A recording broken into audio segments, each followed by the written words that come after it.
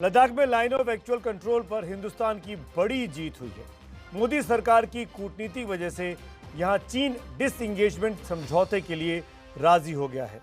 जिस बात को भारत लगातार बीते 5-6 महीने से कह रहा था, उस बात पर अब चीन झुक गया है।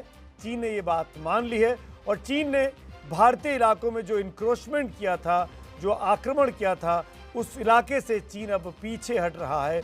ऐसी तस्वीरें भी आनी शुरू हो गई हैं जहां पर चीन की सेना पीछे जाती हुई दिखाई दे रही है। पैंगोंग लेक से कुछ पीछे जाकर चीनी सैनिक अब फिंगर 8 के पीछे ही रहेंगे जहां पर वो पहले हुआ करते थे। भारत की ताकत के आगे आखिर झुक गया चीन। सभापति महोदय, मुझे सदन को यह बताते हुए खुशी हो रही है कि हमारे इस अप्रोच तथा सस्टेन्ड टॉक्स के फलस्वरूप चीन के साथ पैंगोंग लेक के नॉर्थ एवं साउथ बैंक पर डिसएंगेजमेंट का समझौता हो गया है। लाइन ऑफ एक्चुअल कंट्रोल पर हिंदुस्तान का कंट्रोल। हम अपनी 1 इंच जमीन भी किसी और को नहीं लेने देंगे।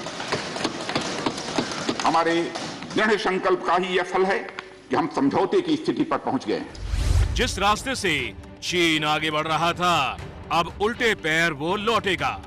इस बातचीत में हमने कुछ भी खोया नहीं है सभापति महोदय। मोदी सरकार की कूटनीति के चक्र ने काट दिए ड्रैगन के पर। आया चीन औकात में। लद्दाख की इन वादियों में हिंदुस्तान की कूटनीति की गूंज गरज रही है। भारत की कूटनीति और रणनीति के आगे अब चीन की सेना लद्दाख में लाइन ऑफ एक्चुअल कंट्रोल में पीछे हटने को तैयार हो गई है। लद्दाख में हिंदुस्तान का दम देखने को मिला है। मोदी की रणनीति और कूटनीति से चीन को लद्दाख के रण क्षेत्र से पीछे हटना पड़ा है। चीनी सेना ने जिन जिन इलाकों में घुसपैठ की थी, उन्हीं रास्तों से चीनी सेना अब वापस लौटने की तैयारी कर रही है। पिछले साल पूरी दुनिया में जब कोरोना वायरस फैल रहा था, तो चीन हिंदुस्तान के लद्दाख में वायरस की तरह पैर पसारने लगा था। पिछले साल ही अप्रैल मई के दौरान ईस्टर्न लद्दाख की सीमा के पास चीन ने भारी मात्रा में सेना और गोला बारूद इकट्ठा कर लिया था। इस दौरान चीन ने LAC के पास कई बार घुसपैठ की कोशिश की, जिसका हमारी सेना ने करारा जवाब दिया।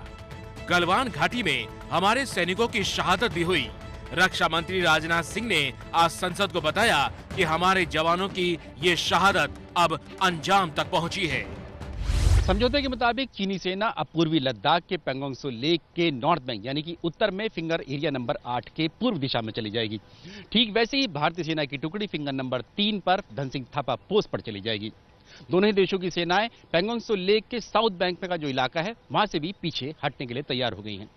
इसके अलावा अप्रैल और मई 2020 के बाद जितना भी निर्माण कार्य इन इलाकों में दोनों देशों की सेनाओं ने किया है, उन्हें भी हटाना पड़ेगा और ठीक उसी स्थिति पर दोनों देशों की सेनाओं को पहुंचना पड़ेगा जो कि अप्रैल और मई 2020 में थी। सभापति महोदय, पैंगोंग लेक एरिया में चीन के साथ डिसएंगेजमेंट का जो समझौता हुआ है, उसके अनुसार दोनों पक्ष फॉरवर्ड डिप्लॉयमेंट को phased, coordinated and verified manner में हटाएंगे।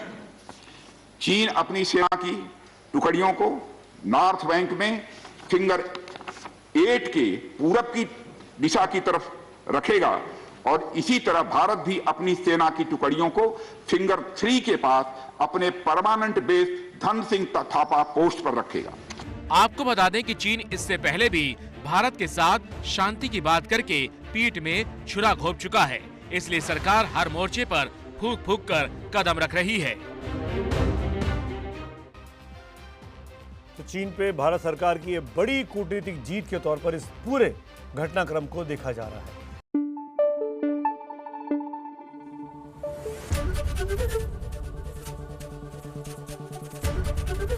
ABP न्यूज आपको रखे आगे।